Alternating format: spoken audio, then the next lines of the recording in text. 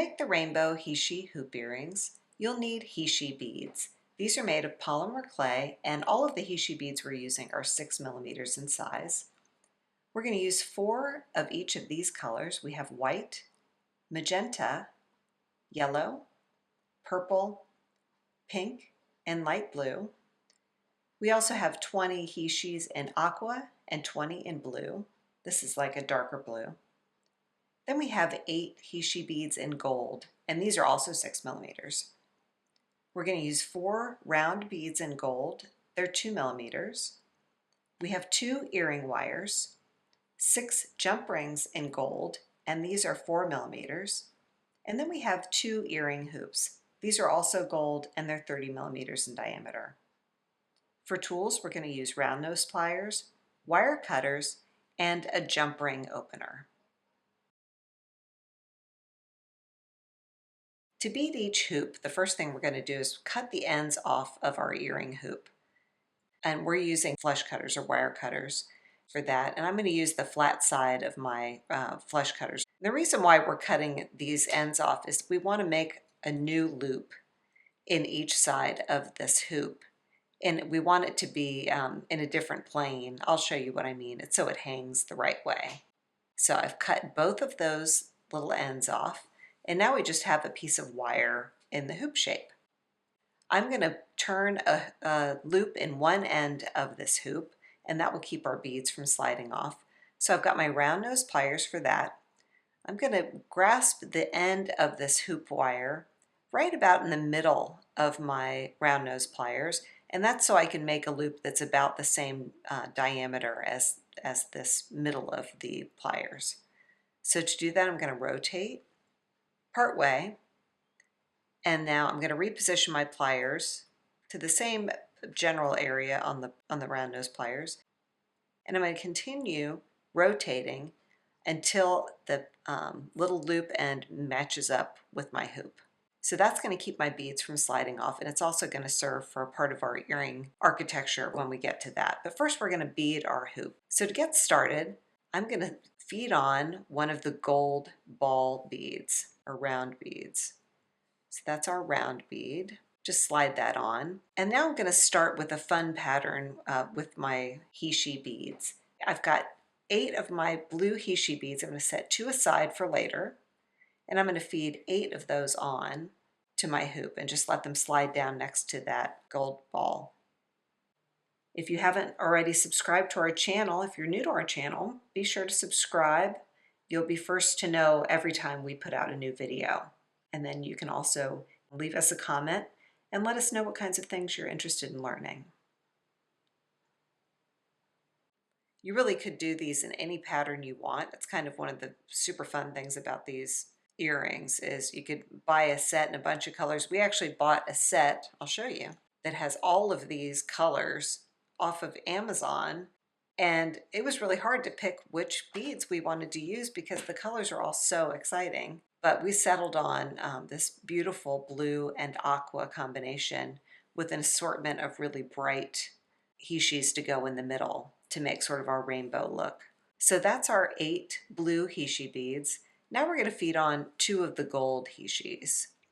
And we wanted to use the gold ones just to bring a little sparkle, a little bling to these polymer clay earrings. The beads are made of polymer clay and that gives it sort of a matte look. So adding these gold Heishis gives it a little shine.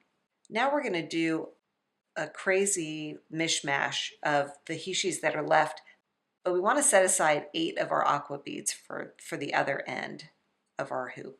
So I'm going to pull those aside so they don't accidentally pick up too many of them. And I'm just going to randomly feed these on. I'll start with a white just for fun. Maybe I'll do a light blue next. And the main thing I want to do is make sure I don't have 2 the same next to each other. And frankly, your 2 hoops don't need to match each other. If you want, you can make one look a little bit different than the other one. I think that's kind of playful and fun. It's just up to you. So I'm just going to feed these on. You'll see they sit next to each other so nicely. It's really fun. There's a blue one. Maybe we'll do, let's see, I haven't done a purple one yet. But maybe I'll do a white one next so that the purple pops. I think it might blend in too much with that blue color. So we'll do the purple, and then I don't know, what should we do next? How about this pink? Trying to do these in a random order, frankly, is the hardest part of this entire earring because I automatically want to line them up, but we're going to stick to random to get that rainbow look. Here's our last one. Isn't that fun? Now we're going to repeat this pattern but with aqua beads. So we'll start with our 2 gold Heishis. This will be for our other side of our earring. Oops. Now we want to feed on our 8 aqua beads that we set aside. Here's our last one. Now I've got my 8 aqua beads on, and I can feed on my round gold bead. There we go. And I'm just going to repeat what I did on this side to curl another little loop in this end. So I'm going to try to put the end of my hoop wire around the same spot that I made my loop at the other side. And you can always make a mark on your pliers with a Sharpie if you want your loops to be exactly the same size. So I'm just rotating to turn that loop in my wire. I'm repositioning my pliers and then continuing to make that little loop until the wire matches up and that loop is complete. And that is how you do the beaded section. To finish our earring, we're going to use some jump rings. We'll start by opening a jump ring, and we're going to use a jump ring opener.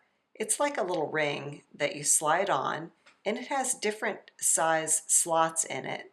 And those different slots will help you open different size jump rings.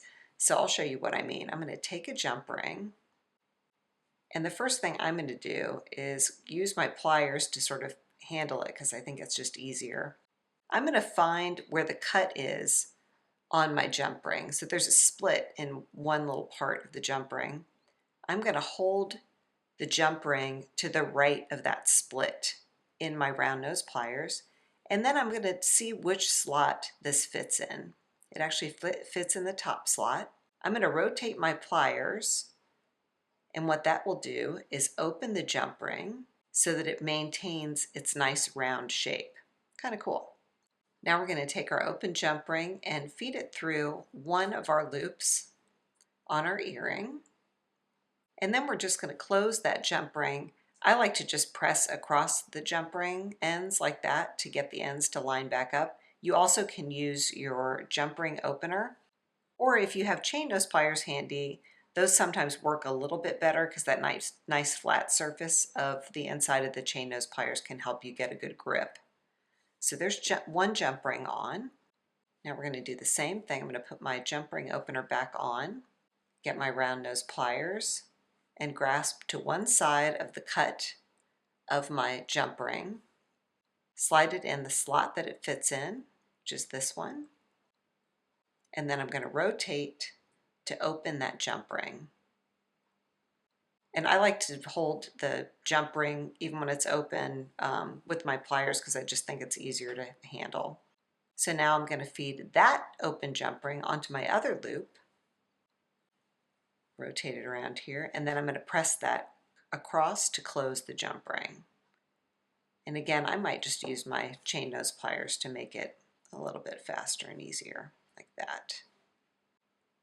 Now I'm going to open my third jump ring using the same technique. This is part of why we're using a jump ring opener. I think it just makes it faster. Find the little cut in it, and I'm going to hold on to my jump ring to the right of that split or that cut with my round nose pliers. Place it in the slot that it fits in my jump ring opener, and rotate just like I did before. And there's my nice open jump ring with a nice round shape. And now what I want to do, this is probably the trickiest part of the whole project here, is I'm going to grab the jump ring I put on one side of my earring into that open jump ring. And I'm going to grab the other one that I just put on the other side and hook it onto my open jump ring. And that's going to pull these ends together, but it makes it a little bit springy, like it wants to come apart. So you'll just have to kind of hold on to both sides. And I'm just rotating the jump ring so that I can get the ends to line up. And now I want to close that central jump ring, and I'm going to use my chain nose pliers again, but you can use your round nose pliers or the jump ring opener. And I'm just going to press across the jump ring to make those two ends line up like that. So that's our nifty little top of our hoop earring. To finish it, I'm going to take my earring wire and I'm going to feed it through that central jump ring. So this is important. This is so it hangs properly like that. So that's the middle of my earring, the central jump ring. And I'm going to use my pliers. You can use your round nose or your chain nose for this, and just press across that loop on my earring wire, and that'll keep the earring on my earring wire. So there's my beautiful earring, and now you'll just repeat those same steps to make a matching earring, and that's our fantastic Rainbow Heishi hoop earrings.